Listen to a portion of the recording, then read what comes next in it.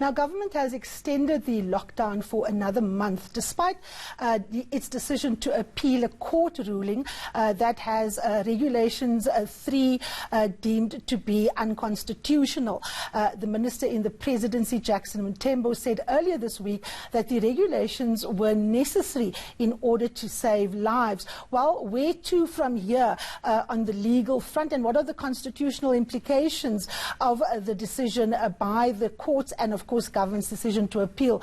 I'm joined by Casac's Executive Director, Lawson Naidoo. Lawson, good morning. Thank you so much for joining me. I read this morning that the Justice Minister, Ronald Lamola, is of the view that the court had overreached, given the fact that level 4 lockdown is not in existence anymore, and that a lot of the court's finding is therefore moot.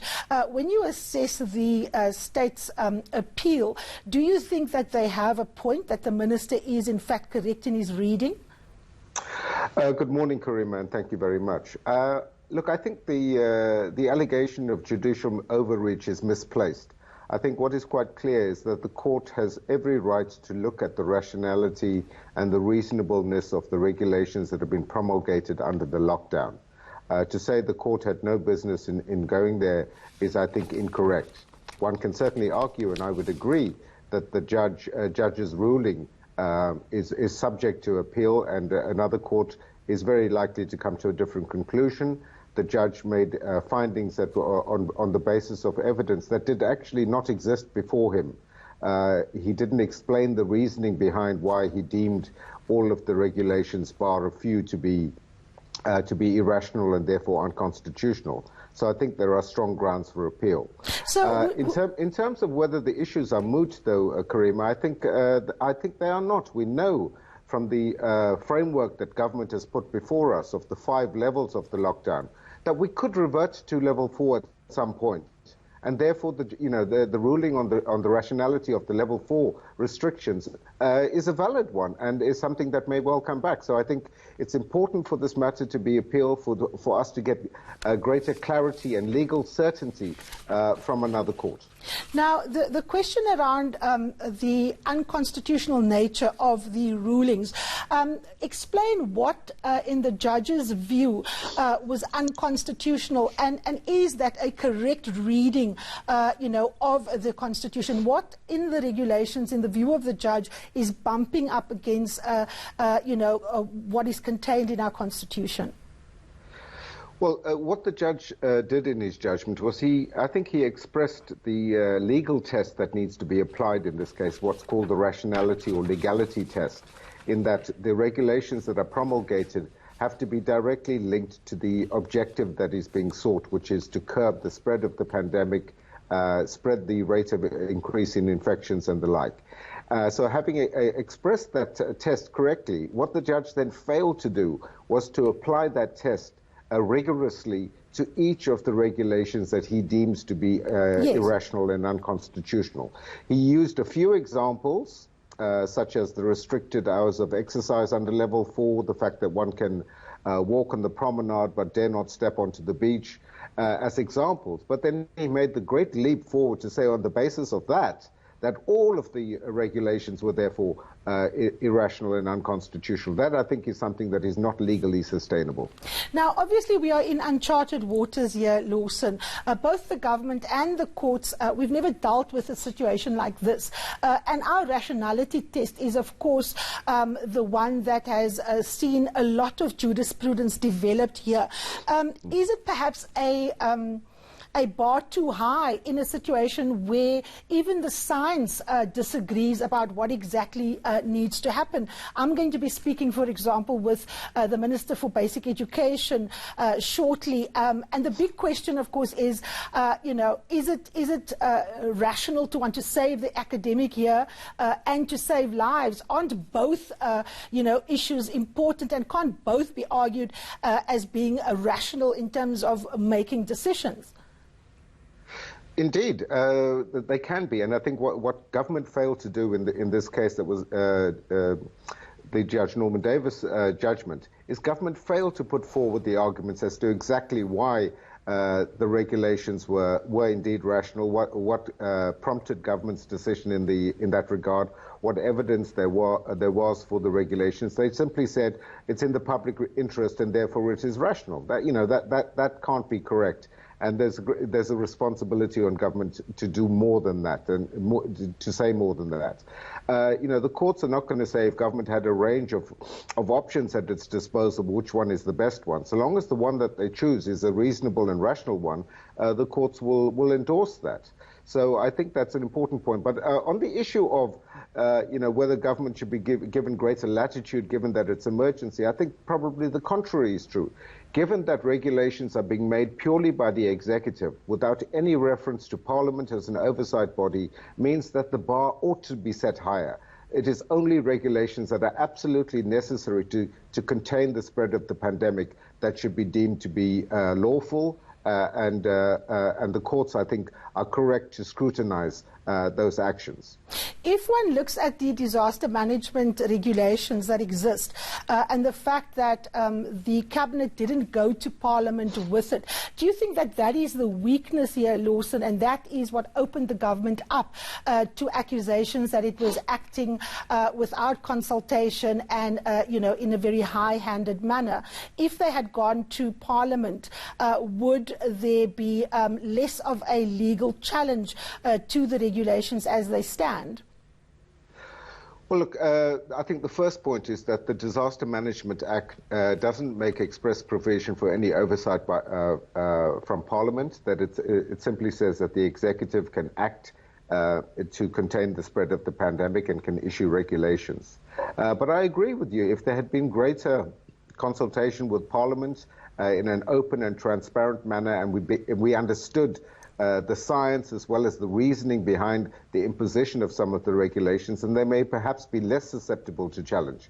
Not to say that any reference to Parliament would protect those regulations from any legal challenge, because ultimately the courts are the arbiters of the proper exercise of power within the Constitution and the law. But one of the things that the government did quite extensively was, in fact, consultations. If memory serves correctly, the President met with all opposition parties, with members of civil society, with the churches, with religious communities, and the government can easily argue that whilst it perhaps didn't go to the legislature, it did consult, it engaged in, huge consultation. Does that not mitigate arguments that government acted, in a kind of way that excluded people, given the fact that they, essentially crisscrossed the country in many ways to consult with people and all kinds of sectors? Well, clearly government has consulted, and I think particularly in the early stages of the lockdown, when the national state of disaster was first announced in the middle of March, and then the lockdown kicked in at the end of March. I think in those early stages, in the first few weeks, there was extensive consultation and effective consultation, because I think government recognized the need to have broad public and societal support for the rather intrusive measures that were going to be imposed on us, and succeeded in that regard. I think in more recent times, the extent of the consultation, the transparency around the consultation, if we take the cigarette ban, for example, as an example, where government has not really directly answered exactly who they consulted. In the case of the lifting on the ban of religious gatherings, a number of religious bodies have come out and said that they don't agree with the lifting of the ban. So one has to begin to question exactly who is it that government is consulting with, what is the outcome of those consultations, and do they necessarily point to the kinds of action that government has taken as a result of that? All right, just a final word, Lawson. In terms of all the challenges that we have, we've got the tobacco companies, we've got the Human Rights Commission challenging the minister.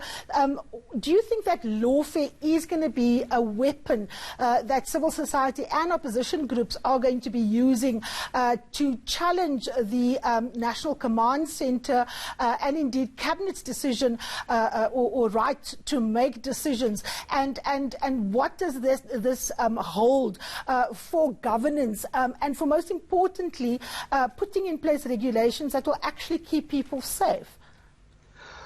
Well, I think where people don't understand the basis on which decisions are being taken, and we have a sort of a high-handed approach from government, then there are going to be more and more challenges. I think the responsibility on the government is to ensure that they have the trust of people. I think governance during a time of a pandemic such as this has got to be premised on a great level of trust between the government and the community members of society, and that trust is being broken down at the moment. We had this. We've seen a number of examples of this, and I think there's a responsibility on government to take the nation into its confidence and to explain very clearly why certain restrictions are in place, why others have been lifted, when they appear to, at face value, to be contradictory to each other in terms of permitting societal gatherings in some contexts but not in others. So I think there's a level of confusion in terms of how that's interpreted by people, and therefore, if it's not clarified, government will find themselves facing more and more court challenges. Lawson, finally, we know that the state has been given 14 days. The government has indicated that it's going to appeal. What happens, when during this 14 days? And one can see that this might very well end up in the Constitutional Court. Is this going to be hastened, given the fact that there is a 14-day period in which, this decision has to come into effect? Karim, I think there are 2 points here. Firstly, during that period of 14 days, the order of the court is in abeyance. So the regulations are still in force. They still apply as they were promulgated last week. But secondly, we now also know that government is going to appeal the judgment of Judge Davis, and the moment that appeal is launched in court, that will have the effect of suspending the implementation. So that will take us beyond the 14 days. But one certainly hopes that government won't simply rely on the appeal process, but will actually actively review and reconsider some of those regulations in the light of what Judge Davis said. I don't think we should throw the baby out with the bathwater in this regard, and government should take cognizance of some of the comments that the judge made in his ruling and really review those issues, because it comes back to the earlier point I was making about building public trust and confidence. And if government can be seen to seriously reconsider these matters, these regulations, be more transparent about the reasoning, then they will gain a lot more public confidence. Absolutely. That is Casac's Lawson Naidoo speaking to us there about the government's decision to appeal the ruling of the court, which of course ruled that the lockdown regulations are invalid and irrational and also unconstitutional. Let's take a short break. Finally, we are going to be speaking with Basic Education Minister Angie Motshekga. Don't go anywhere.